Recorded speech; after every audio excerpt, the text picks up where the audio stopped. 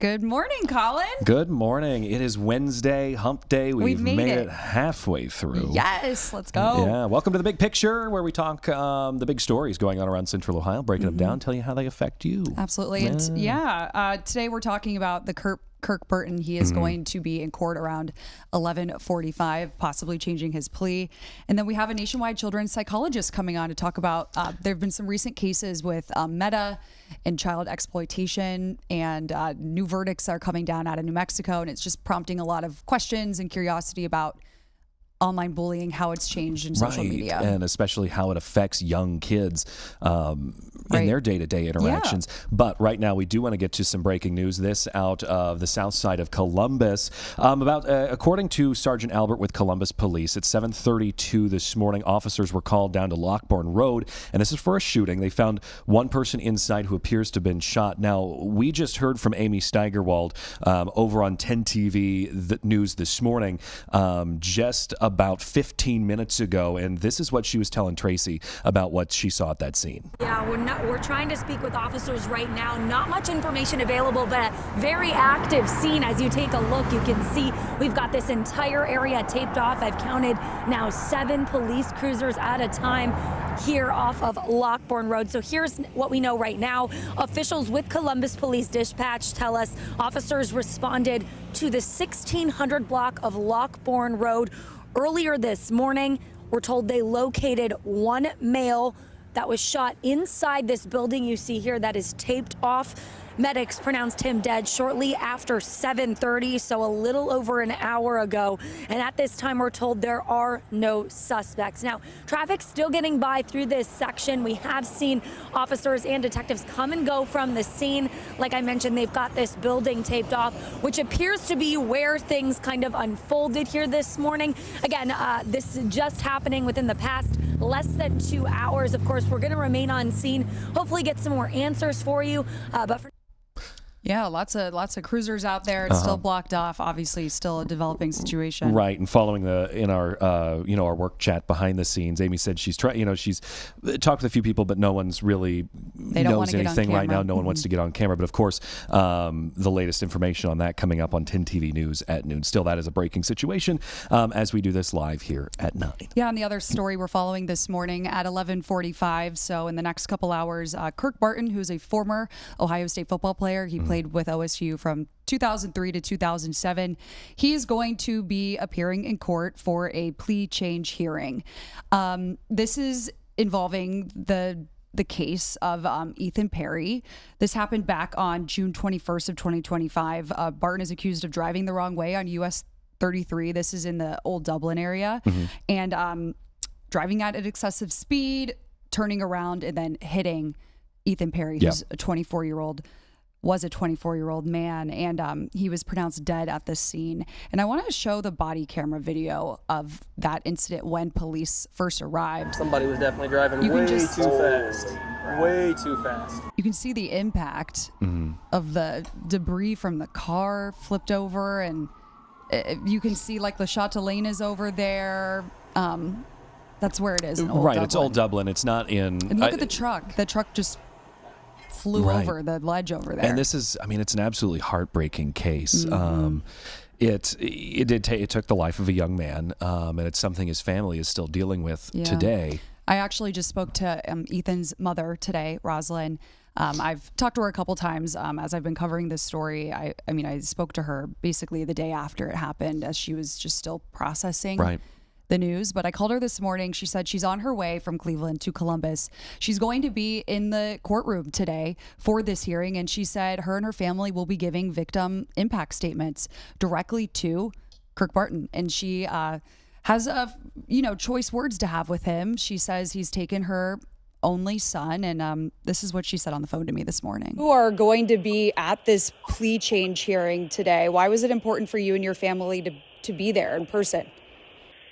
So this is going to be the chance for me to really speak to him and let him know the consequences of his actions, what he has done, how what he has done has affected our family so far, and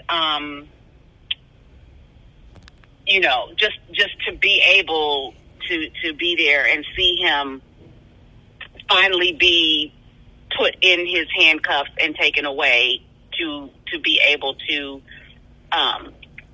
face the consequences of the actions that he did. It's extremely important for my family and I to be there. And what message do you hope you get across to him when you are saying your impact statement today? I am hoping, that he just really realizes that, the selfishness and the irresponsibility of the actions that he chose and what he has done. He needs to know he's going to have time to think about that. And also I will let you know in my victim impact statement, I have also referenced his family, how this is affecting, his sons and in the future. So, my sister-in-law and I will be making victim impact statements at the hearing. Yeah, so Barton, he's charged with aggravated vehicular homicide and 2 counts of operating a motor vehicle while impaired. But she's very upset still. Mm-hmm. She's grieving, understandably still. So.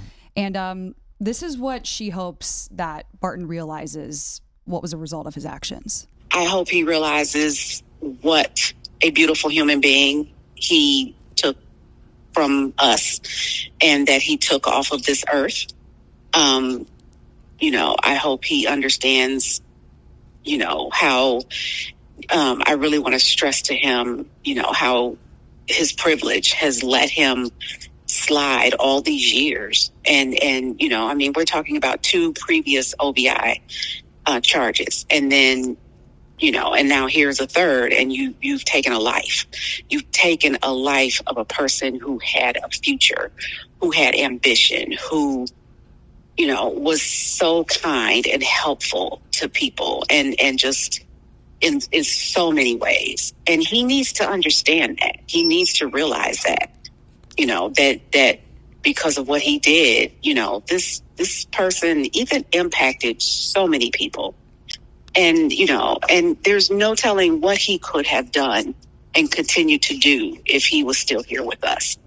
But we'll never know that now because of Kirk Barton's selfish actions. Do you feel like justice is being served today? Not at all. Okay. 5 years, that's nothing. That is nothing compared to, he took a life. He took my only child. He took my only son, my only child. And, my life will never be the same. Never. There's a hole in my heart that will never be filled. Mm-hmm. And this. Yes, so I know she was referencing 5 years, but if he is found guilty and convicted, he could face around 2 to 8. It just depends on what the court decides. But yeah, that's happening today at 11:45. And then Rosalind told me after this happens, they are going to go back to the site, go back to the tree of where this accident happened in Old Dublin, and lay flowers, hug each other, cry, grieve, get their feelings out, because she hopes whatever happens today leads to some closure. And this is the first time she said she's going to look at Kirk Barton in the eyes and actually see him for the first time. Wow. So their emotions will obviously be incredibly high. And yes, just sending them hugs. Right, and we've also heard from Barton's attorney, Sam Szymanski, the last time he was in court, and this is what his attorney had to say then. You would have to be the most stone-cold-hearted human being in the world not to be drowning in remorse and sorrow. Whether you're at fault, whether you're not at fault, there was an accident, some might call it a criminal act, I don't care what you call it, but a life was lost, and Mr. Barton grieves along with the rest of us, that's for sure. Plea change hearing happening at 11:45. We will have a team inside the courtroom, and we'll bring you the latest updates on 10 TV News at noon. Right, and another thing going on right now is we're talking something out of the Attorney General's office when it comes to contractor scams. And we were just talking about this yesterday. We were. We just had the Better Business Bureau on talking about how to avoid them. So what happened is there were lawsuits filed in 3 counties. We're talking Franklin, Delaware, and Muskingum counties. And it all comes out of Attorney General Dave Yost is accusing 3 home improvement contractors and builders of defrauding customers out of hundreds of thousands of dollars. more than $564,000, $564,000. So let's take a look at the two Franklin County cases for that matter. One is Acme Restoration, and the Attorney General says the owner of that, Anthony Ryan, is accused of taking large upfront deposits and but failing to deliver on the promised paperwork or the promised work that was done in the estimates. So $46,000. $46,000 out of that one. Right. Then there was Atlas Exteriors, which was accused of taking payments from consumers and also not doing the work. Then over in Delaware County, we're talking KB Builders, which, according to the Attorney General's office, also undertook extensive home renovations projects. That included house additions, large pole barns, and the case in this one is that the consumers, the 5 of them, there were 5 involved in this one, complained to the office and said, well, the work was shoddy or wasn't fully completed or it never started at all. So those are the 3 that are really taking place in Central Ohio. There's one happening over in the Zanesville area as well. So and those in the Muskingum one, $225,000. Yeah, so we're talking $250,000 That's a lot almost. of money. And, we were literally speaking to the BBB about all of this yesterday, about what to look out for so you are not a victim of these types of scams, because as you can see with these lawsuits, they exist and they are operating in Franklin, Delaware, Muskingum. They're really operating in Central Ohio. And as we talked with the president of the Central Ohio Better Business Bureau, the president Judy Dollison, that, and we're not specifically talking about these contractors, but we're talking about the grand scheme of things, that, some fraudulent contractors will follow major storms and try to take advantage of people in a very vulnerable state. And here's what she had to say of what you need to look out for following storms if your home is one that's damaged. She said this yesterday on The Big Picture. One of the hallmarks that we see with these door-to-door unethical businesses and scammers is that they create a false sense of urgency. They're going to tell you that if you don't take this immediate repair, you're going to have further damage, or there's some incentive maybe that they give you for making an immediate decision. They say they're working on your neighbor's property and they're able to give you a discount because they're in the vicinity. So they'll give you a reason to make an urgent decision, and we really caution against that. A lot of times it's those urgent decisions where you haven't had the chance to do your research or vet the business that you're talking to is what will get you in trouble with maybe not the right contractor. So we say slow down. That's really the first step that you want to take. And then you do want to verify through an independent, trusted source. She also talked about try to use a credit card. Right, because you have more ability to call that money back. Right, more protection as opposed to just handing over thousands of dollars of cash. If you write a check or use your debit card or cash, it's pretty much gone. Yeah. So if you are in a situation where your home needs repaired after these storms, do a little extra due diligence, be a little more cautious, ask the proper questions. Are they insured? Are they licensed? And go to bbb.com because you can type in business names, business owners' names, and they can have profiles come up. And if there's been complaints already filed against them. So a lot of resources on their website as well. Right. All right. So we got to take a quick break here on The Big Picture. But coming up next, we've got Tyvis Powell. Yes. We are talking about Pro Day. Also, the Columbus Blue Jackets. Love it. We'll be right back.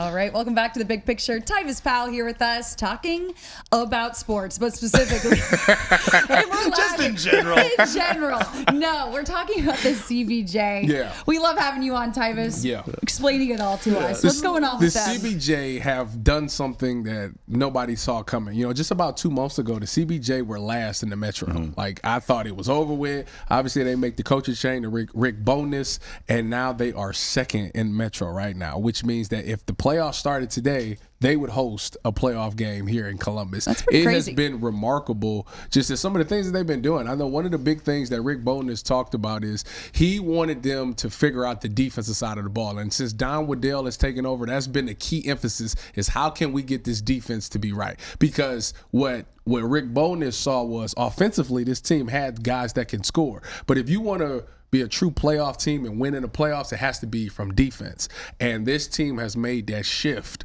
on fixing the things that they needed to fix on defense. In the last 4 or 5 games, they haven't allowed 30 shots on goal, which is remarkable. It helps the goalie out a lot.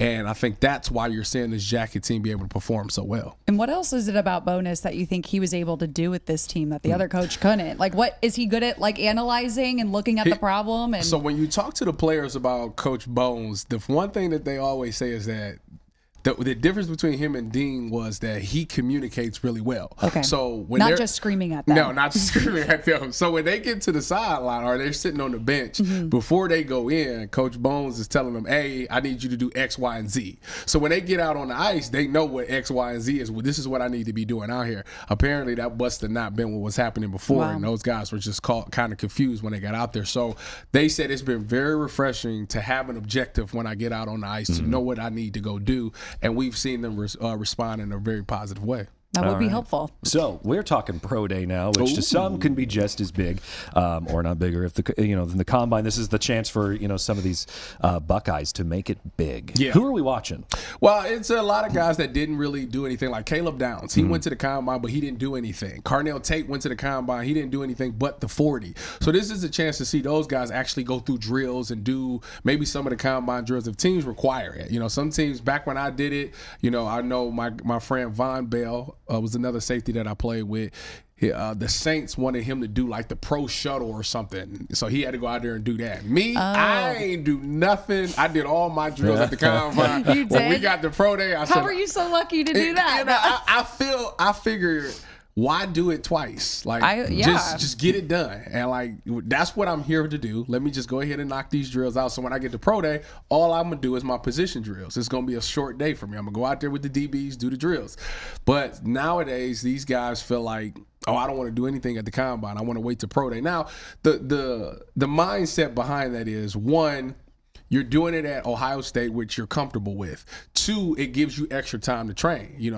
If your season ends, in January, pro combine is in end of February, so that gives you roughly 4 weeks to train for it. So you might not technically be ready for it, but if you wait until pro day, that gives you an extra 3-4 weeks. So now you got essentially 8 weeks to train for it and be better at it. So I think that's kind of the strategy behind why a lot of guys don't do a lot of things at the combine, and that's why they feel more confident doing it at pro day. Right. Injury related? Well, see, the thing about the injuries is that once you go to the combine, like, that's one of the main reasons of the combine. It's not to do the drills, it's the medical. You get these team doctors get their hands on you. They get to pushing and pulling to see all your injuries, get x-rays, MRIs, and all of those things to learn about your body. So when you get to pro day, it's like, that's already done. Like, they already know about you. Half the stress is gone. Yeah. Wow. So, okay.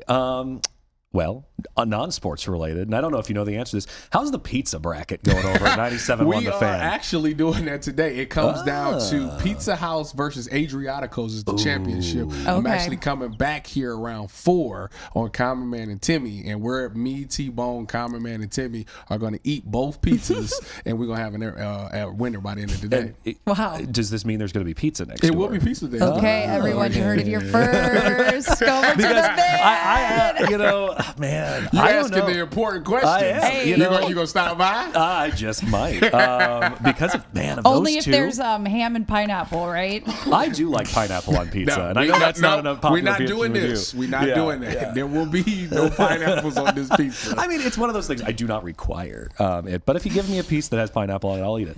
Of those two, man. That's going to be a hard decision. I do like Adriatic. Yeah, a lot of people do. A lot of people like Pizza House. I've never had Pizza House. I've had Adriaticos when I was in college, obviously, but it's been a while. So it's going to be nice to have that refresher. But a lot of people talk about Pizza House like it's really good. So. Well, I hope you're hungry. That is the real bracket that we're following. I told them to get salads, but they shot me down. I'm trying to promote a healthy balance. Carbs and cheese. That's what we want. Yes. My doctor will tell you otherwise, but no, that's what I'm all about. All right. Okay. So, alrighty. What do we have next? Oh, yes. We're talking about a leak involving the death of the Gaudreau brothers. Yeah. So that case continues. Yeah. We'll be back on that in 2 minutes. Tyvis, thanks so much for joining us. No problem. Anytime. Yeah, we'll see you back Friday. See y'all.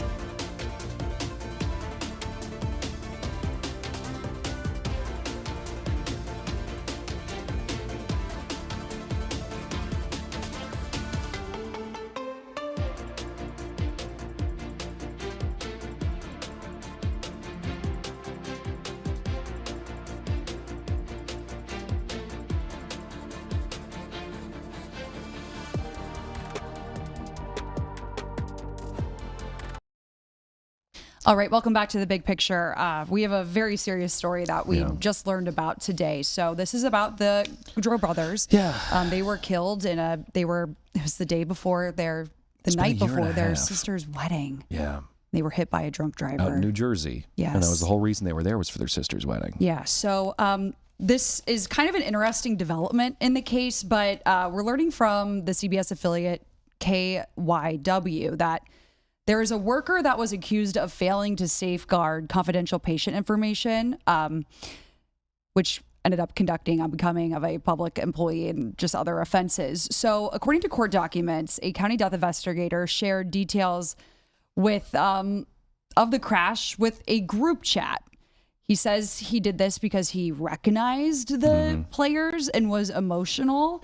And you are not allowed to do that. That is not allowed. And he said that sharing it, he felt like would help prepare the team in advance that they wouldn't be able to make the game. But that's according to court documents. Right, but that feels like such an invasion of the family's privacy 100%. and their, own space to grieve. Yeah, so court documents say the worker, he took a photo because he was emotional and he recognized the victims. And it had said that he sent it to this group chat, but then someone from the group chat posted it to X, which then got it to Reddit. So just a crazy turn of events. I mean, once you send something out, there's really no going back. It's out. This is the era of once it's out on the internet. I don't know if your mom ever told you that, but it was always, don't put anything out there that you don't want to come back and bite you, because everything you put out on the internet is basically permanent. Yeah. So this, the trooper's phone number was visible in this picture, and that's how they were able to figure it out and figure out who it was, and press these charges for this information being leaked, because it was before it was public information. Yeah, and it was just it was recommended there that this person just get a suspension, but in the end of the day, they were just like, no, you're done. Yeah. So It's just it is tragic, and of course the impact that Johnny Goodrow had on they've put his face all over Nationwide Arena as kind of an in memoriam. And I mean, that was such a long history in hockey. So he played for the Dubuque. Gosh, what is the Dubuque hockey team anyway? Where I used to work in Iowa. So I mean, he had a very storied history in hockey. Yeah, so we're going to keep following that development, but it's just kind of an interesting sidebar to come out of that entire case. Right. Switching gears back, well, we're going to Cincinnati, Kentucky area. We're going to actually, so there's a farmer that did not want to sell her land for $26 million to a Fortune 100 AI tech company that's anonymous. And this is in Kentucky, in right outside of Maysville. This is kind of near Cincinnati, though. Like a little bit. Yeah, kind of. I don't know. It's on the water. Right. You know what I mean? But yeah, you get the point. So I got to play her soundbite because this just sets up the story so well. Take a listen. My father and a whole bunch of family has all lived here for years, paid taxes on it, fed a nation off of it, even raised wheat through the Depression and kept the bread lines up in the United States of America when people didn't have anything else. Yeah, she has pride in what her family's been doing for centuries. And she said that in April, this anonymous company, they wanted to buy 1,200 acres and they wanted to buy it for 10 times the rate that it was going at, which I was reading is about $6,000 an acre. Yeah, it's about $6,000. And then the number that she turned down. $26 million. Would you turn it down, Collin? No, I wouldn't. I wouldn't turn it down either. Let's be real. I do understand the pride that she has in her family's land, and she kind of goes into detail about that. Of money isn't everything, and this land that she was born on, her mom, this whole family lineage goes back, is very proud, and kind of basically said, "You're going to pull this from my cold dead hands." And AI is, technology and the power needed to feed our technology addictions. It's very important, but I love the point that they're making that, well, we still need to grow food. Right. AI is not making food yet, I don't think. Yeah. You know what I mean? Like, we need farmland. Yeah, and I love this Gone with the Wind reference she makes here. She says she's like Scarlett O'Hara and Gone with the Wind. So, take a listen. As long as she was attached to that land, her spirit never would die. And that's the exact same thing for me right here. As long as I'm on this land, as long as it's feeding me, as long as it's taking care of me, there's nothing that can destroy me if I've got this land. And I mean, obviously that's something that's on the minds of people here as more and more farmland turns into solar fields, data center land. That is the question that a lot of people are wrestling with of, is my land worth turning over? Is it worth turning down what is life-changing money? Generational wealth. I was talking to a farmer in the Marysville area. They've been approached a number of times by like these tech companies, and they just can't decide what to do because they've been there a while too, and it's a tough decision. But they know if they did accept the money, it would help their children, their grandchildren, and exactly. And I mean, I personally know some farmers who have ran into the issue of, they're getting older, their kids, they either don't have kids and they don't farm, or their kids don't want it. And so what do we do with this land and continue to make money off of it? And if it's okay, lease it to a wind energy producer or a solar energy producer to get, continue to get money out of it and be able to enjoy retirement. And they're like, we don't want to do, it can be that question of, I don't want to do it, but this is the option I have left. Right. In Ohio, soybeans, they're our largest export. We make a lot of money off of soybean farmers, the state of Ohio. So it's really important that when these data centers are coming, and like local municipalities, we know like Dublin, Marysville, they're trying to do this, but like kind of pump the brakes on everything to really figure out where they're going to be located, how much power it's going to take. And cities have started, we still need farmers. Yeah, municipalities have started to take that into account as well. All right, we've got to take another break. Coming up, we are talking about the impacts of social media on teens and kids. Nationwide Children's Hospital is going to join us here in just a moment.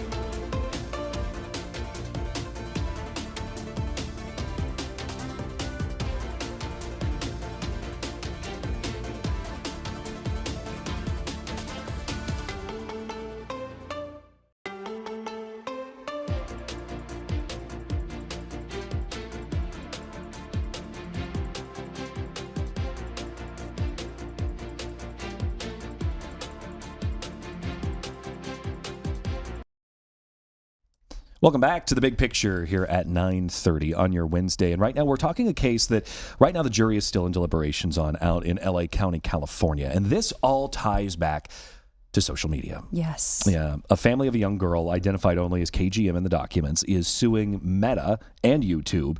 And TikTok and Snapchat have both settled in this case, but Meta and YouTube are still kind of fighting it. But this all goes back to basically the mental impacts that this girl went through by being on social media, saying that she started using YouTube at age 6, Instagram at 9, and her early use of social media addicted her to the technology and made her social well-being or her mental well-being worse. Yeah. And then just today we learned that there's a case in New Mexico that just got decided. A jury came with their verdict, and they found that Meta is liable in this case over child sexual exploitation on its platforms. And this is a $375 million lawsuit. So this is the judge reading the verdict actually in New Mexico. So on question 1, did Meta violate the Unfair Practices Act by engaging in an unfair or deceptive trade practice? The jury answers yes. Question 2. Did Meta act willfully by engaging in an unfair or deceptive trade practice? The answer is yes. Question 3. In accordance with the civil penalty instruction and the instructions as a whole, how many willful violations did Meta commit by engaging in an unfair or deceptive trade practice? The jury's answer is 37,500.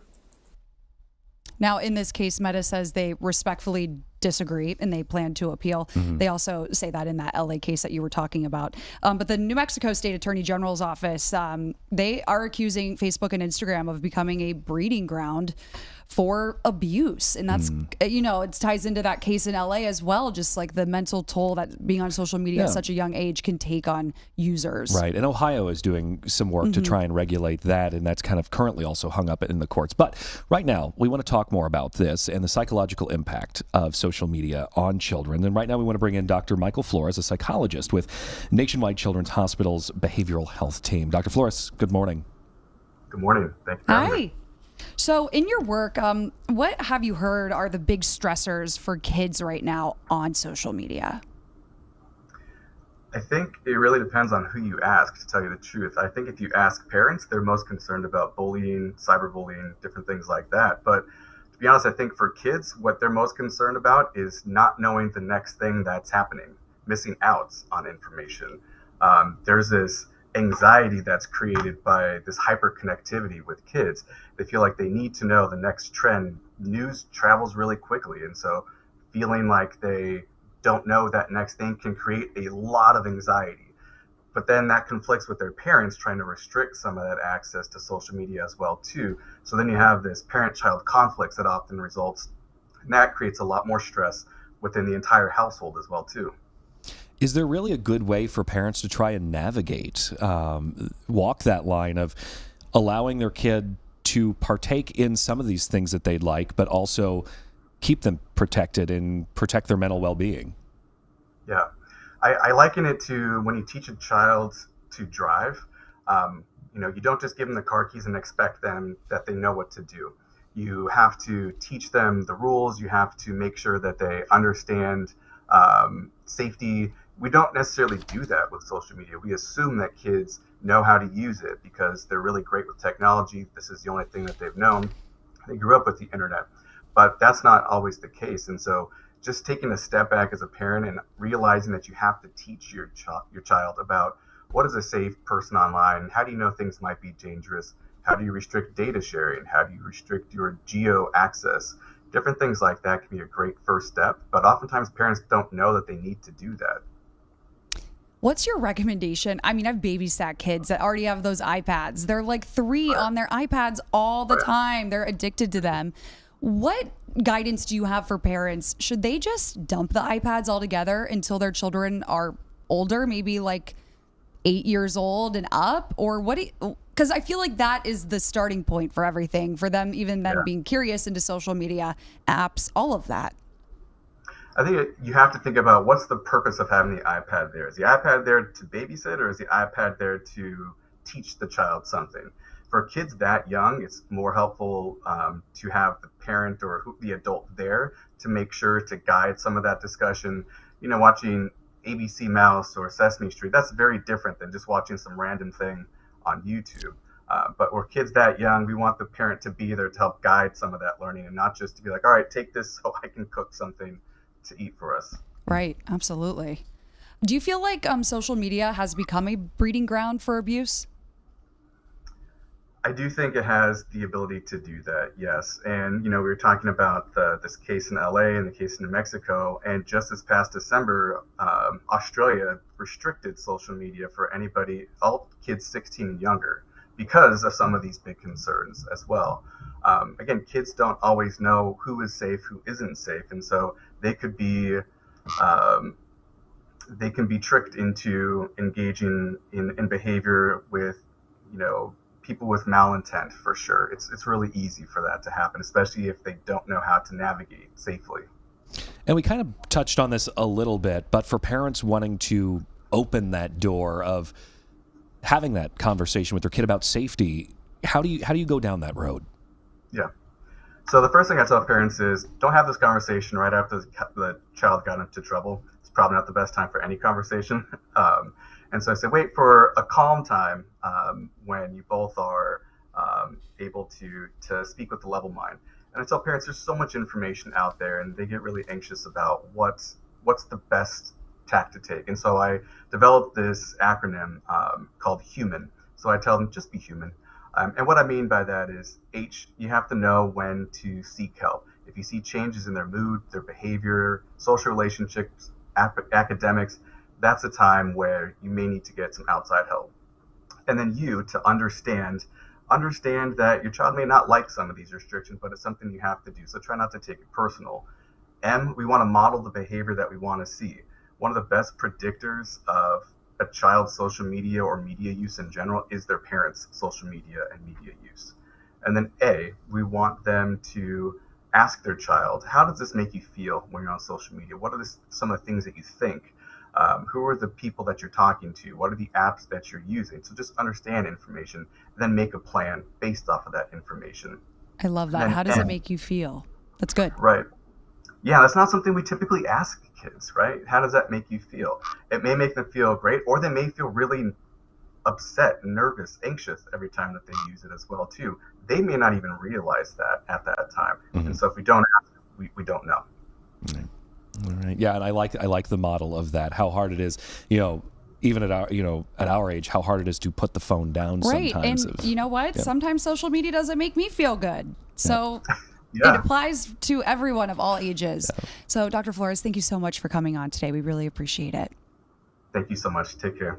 Okay. We'll be right back here on The Big Picture, talking with Carly Dion about a story that she's followed for pretty much more than a month, and it is an awesome story. You've got to stick around for. We'll be right back.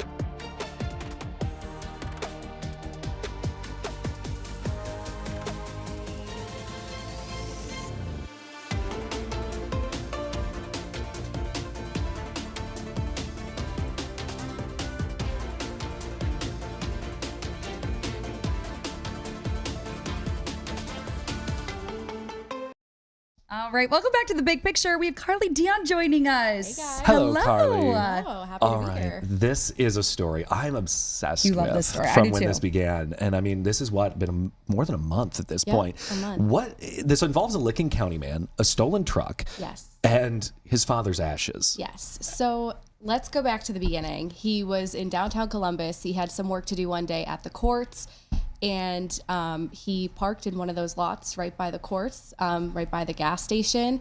And, broad daylight, he was there at 7 a.m. He came back out to his truck at lunchtime and it was gone. Wow. He walked around. He said, oh, maybe I parked in a different spot, that kind of thing. Everything and was gone? It wasn't there. The truck itself was just missing. Uh-oh. Yes. What else was stolen in there? So, yes, that leads to the next thing. We hear about stolen cars, car break-ins all the time, but what made this so interesting was that his dad's ashes were inside. And his dad had passed away the year prior, but he said sometimes what he would do is he would grab the ashes and he would go to the family farm. So he put them in his truck before work and he was planning on heading out there to the family farm that day. And that's why they were in there. Oh my gosh, that feeling of losing them. Right. I can't even imagine. Right. And now he also had thousands of dollars worth of tools inside. Okay. And, all he cared about was getting the ashes back. He didn't care about the truck, didn't care about the tools, just the ashes. And, his grandmother was the one who kind of encouraged him to reach out to us, which is how we heard about the story.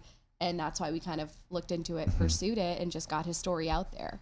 Yeah. And, a month later, he gets a call. Yes. And this is from Columbus Police. Yes. And this was just last week. And Columbus Police say, hey, we have your car or your truck. And he said, no way. Did you guys find it? And they said, no, it was abandoned in a parking lot. And that's how we found it. So, he said he left work early that day. And Zenobia, if you want to pull up the second SOT, I think that might be a good one to start with, SOT 2, to play that. When you got that call, what was going through your mind? I was wondering what all was left in it, and most importantly, if my dad was still in it. So obviously, one thing he cares about, right, when he gets back there. So he rushes down there to the impound lot where they recovered his truck. Outside looks normal, but he opens it up. There's trash everywhere, and that leads us actually to our next thought. Zenobia, if you can play that. When I first got to it, the first thing I seen laying right on top was the lid to the tin. So my heart sank a little bit. So I was like, oh, maybe it's not in here or got thrown away. It was filled with trash. And I started digging through a little bit of it, and then about in the middle of the truck at the bottom was the rest of the can with his ashes still in the sealed bags. It's gonna make me cry. That's so sweet. It's so sweet. And I mean, it's like, I'm so glad there's a resolution to that story. Yeah, oftentimes those stolen car stories do not end up happy endings. Right. Yeah. And I couldn't believe, he talked about it. He said it looked like they used it as a dumpster. And, he said it felt so disrespectful to kind of see that they used his property in that way because he works hard for his things. And, all the tools mostly were gone. But he didn't care about that. All he cared about was getting the ashes back. So his grandmother was very happy too. Yeah, that's awesome. And I mean, because, I want to know more about his dad. Did he there. describe kind of what his dad was like and how their relationship was? So it was actually kind of funny because, I asked him at the end of the interview, what would your dad say about all this, that this happened, you got the ashes back? And he was like, he probably would have got a kick out of it. He said he had a bit of a wild streak himself, so he probably would have got a good laugh out of this. He said it was the kind of thing where through some of his life, they had a complicated relationship, but before he passed, they kind of, mended things, and, his dad really meant a lot to him. So, wow. Yeah. That is so awesome. And I'm glad, like I said, I'm glad this all came to a resolution. Tracy and I were talking about this morning, that, it's a story that it's reached a lot of people who have really kind of been rooting for this, of like, let's get these two back together. Right. That's so true. When the first story aired, I was looking on Facebook. It had thousands of shares and likes and comments, people saying, what's the VIN number? We'll go out looking. We want to help this guy. Even my mom was watching from Boston, and she's like reaching out to dealerships saying, you need to gift this guy a truck, which is crazy. It's crazy, but that's I love it though. And, people were so invested in this story. Because, it's just, a hardworking guy doing the right thing. He went to work, broad daylight, and this happens to him, and his dad's ashes were inside, and that's all he cared about. He didn't want the new truck, he didn't want his tools, just his dad's ashes. Because you don't know, like, I can't imagine what's going through your mind, because that's something that's incredibly important. Oh my gosh, someone. yeah. I mean, I'm sure we've all lost someone, Mm-hmm.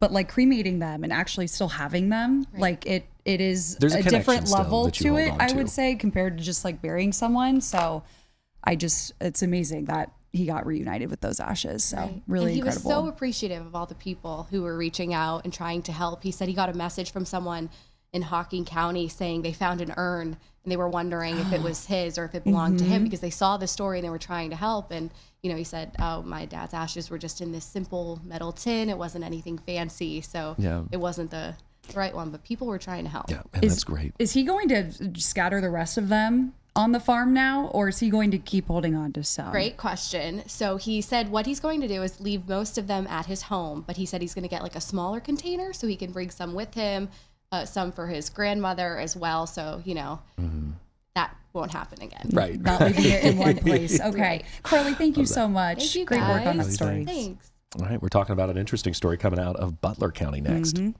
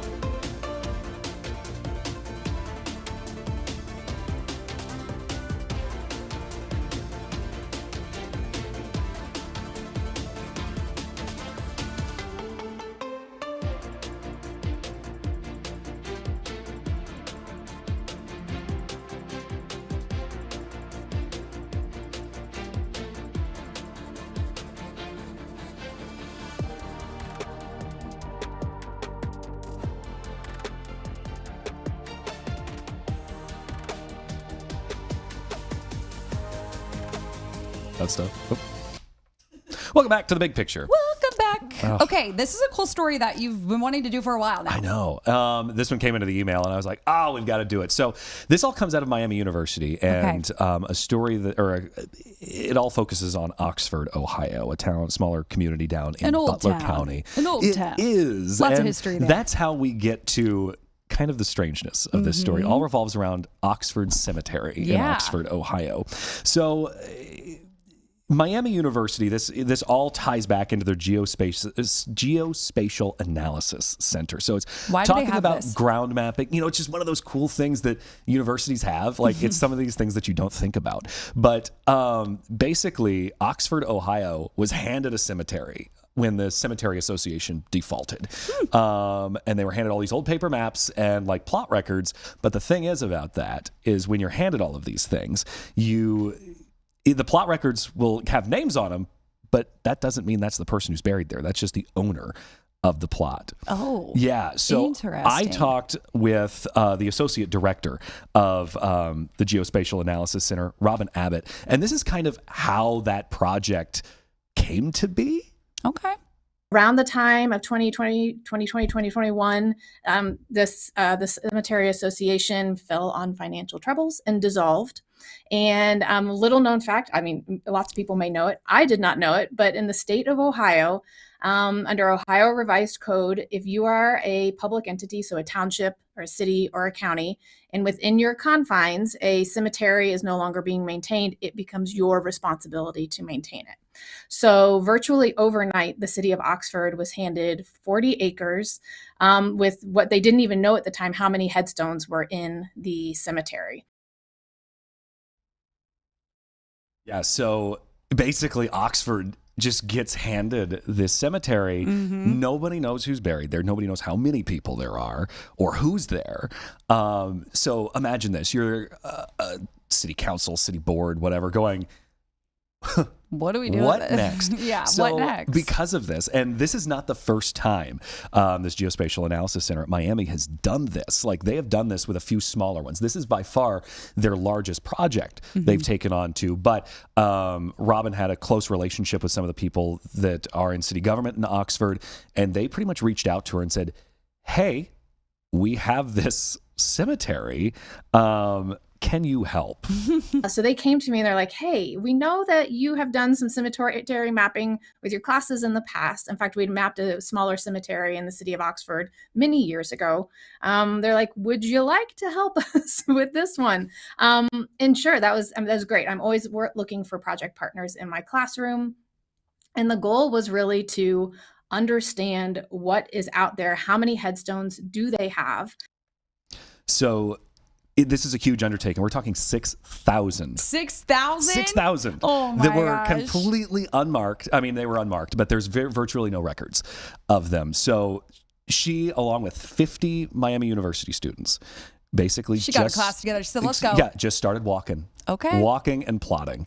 Pretty much just writing down row by row who's there. And then as they did this, because this is a really old cemetery, and this kind of all ties into, America 250, kind of ties into America 250 and all this other stuff, that, they're finding names of people who have very historic ties to the city of Oxford and Butler County, people who have very close ties to Miami University. Wow. That, and even as they were working on this, people in the town of Oxford or the village of Oxford, or Butler County were reaching out to her saying, hey, is this data available yet? I want to know if so-and-so is buried in this cemetery, because, once you get past a couple generations, you kind of lose that knowledge of where someone is, and people are like, oh, wait, we can find this. And they uploaded some of this information to findagrave.com, which for genealogists is a really big thing. I never knew that website existed. It does, and it's got a huge following. So it's one of those things if you don't know where a family member is, and you're really diving into your family history, that can really help you move forward. So this process, it took a while, 10 to 15 minutes per headstone, times 6,000. Wow. So this was, kind of doing it the old-fashioned way, but they kind of got a little help from Oxford, who had just gotten a drone, and the drone was put in by that helped. Because you could drones get an are great. You just could go get an right up. overhead view and see, okay, wait, da-da-da-da-da. And in the end, this is what they were able to turn over to Oxford. What the resources that we built for the city, the value added there was that there is a point on a map for every headstone. And if you click on that point, it pulls up a picture of the headstone. And also we have a database behind all of these points that has the name, last name, date of birth, date of death, and some other varieties of information that might be, useful. And then when someone uses the resource that the city is now has published publicly, you can go in and search by someone's name, and then it not only tells you that they're in the cemetery and gives you a picture, it shows you exactly where in the cemetery that person is. So I just love that because it, one, highlights kind of some of the unique programs and projects that are done at universities all across Ohio. Yeah. And maybe it's bringing some peace to people that maybe have questions about loved ones. And if you're really into tracking your family history, it's providing that information that otherwise is kind of a mystery. Yeah. And she said, they welcome these kind of projects. This is something that they really enjoy doing because, one, it gives back to these communities. And what a cool thing for a student to work on. Oh, yeah. That's so awesome. Just for the record, I would like to be cremated. Okay. Okay. Don't bury me. I don't want anyone coming looking for me. I'm kind of in the same boat on that one.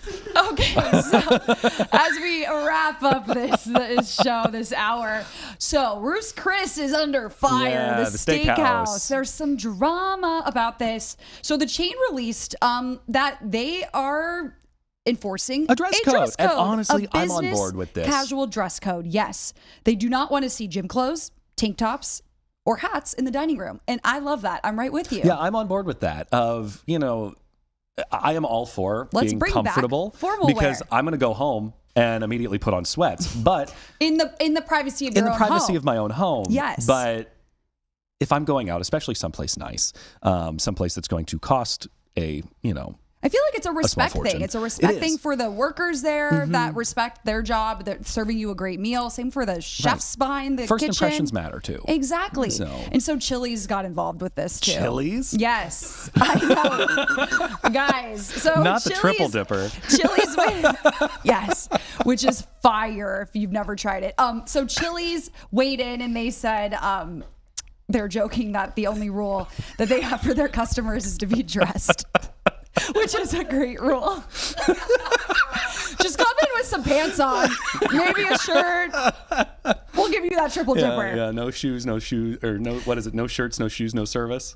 Or is it no shirt, no problem? Something like that. Is that what the kids say? I don't know. No shoes, no problem. No service. There it is. Yeah. But I guess no shirt, no problem at Chili's. There is. Yeah.